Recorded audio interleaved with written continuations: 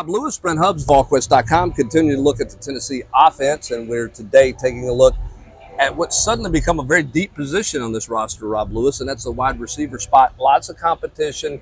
You got to start with the veteran Brew McCoy, but there's a lot of parts to build around him. I mean, that's what it feels like. I mean, even though you only got, two guys who really made a significant impact in Brew and Squirrel White, but Brew, even though he last season was cut short, he's a proven commodity, I think, in everybody's mind. And Squirrel, to me, Hubbard, I would call Squirrel underrated. I mean, you're talking about a guy that, has caught over 100 balls in this offense in 2 years, and I think he gets overlooked, a lot of times. But, everybody's going to want to know about the newcomers.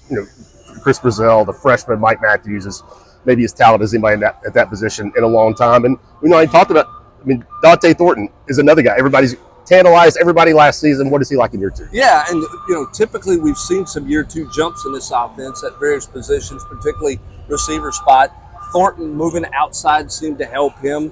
A lot of people thought he might not stay, but he stayed. He had a really nice spring, took advantage of the opportunity with Brew being out.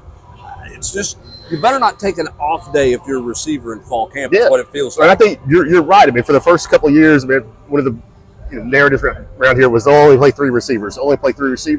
And now I think we're going to find out that, right, I think, and we'll see, that it was by necessity more so than a preference. We only want to play three in this offense.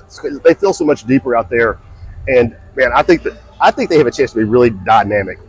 Especially when you look at back. Even 4 or 5 years ago. I don't want to press the hype machine too much, because guys have to prove it. But there's probably 2 or 3 NFL guys minimum on here, or at least I bet you there's 2 or 3 or 4 guys that NFL scouts are going to be looking at on that practice field in August. Well, look, Mike Matthews is a 5-star, so okay, 5-star, lots of hype there. But he made a play every scrimmage this spring, showed up. Chris Brazel's a guy who at Tulane was a highly productive player, much more productive than Dante Thornton was coming out of Oregon. He's a guy who can do a lot of different things. Seems like he's a really quality fit in this offense, who's a little bit different than Brew. Who's a little bit different than some of these other guys they've had in the past. Yeah, I think there's a lot to be excited about. But you've got 2 proven commodities in Brew and Squirrel. And I'm with you. Brazel's moving for Tulane, but man, if you're a 1,000-yard receiver in college, you can play. I'll be surprised. He may not be a 1,000-yard receiver in the SEC, but I'll be surprised if he's not a productive player. And to me, man, Dante Thornton is a wild card. I think we all expected it to click immediately when we saw it. 6'5" Gazelle running out here last year, and the coaching staff certainly didn't give up on him. And I think you saw enough. The play he made at Florida, the play he made in the end zone at Missouri.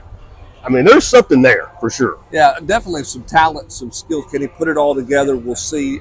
Now that he's comfortable outside, again, how does it all shake out? We haven't even talked about Chaz Nimrod and Caleb Webb, 2 guys who were filled in pretty well for Brew McCoy a year ago in a passing offense that struggled with inconsistency at the quarterback position. But those 2 guys aren't just slouches. They could play in this league. They're capable. In this day and age, if they weren't confident, they wouldn't be here. Right. If they didn't think they had a chance to play this year, they wouldn't be. They'd have been somewhere else in spring practice. That to me is a big statement about what they feel. Yeah, it says that they feel like they can play and that they're can be a real factor here. So Kelsey Pope's got some interesting dynamics going on. I think he's got a good room that's highly competitive with a great leader in Brew McCoy.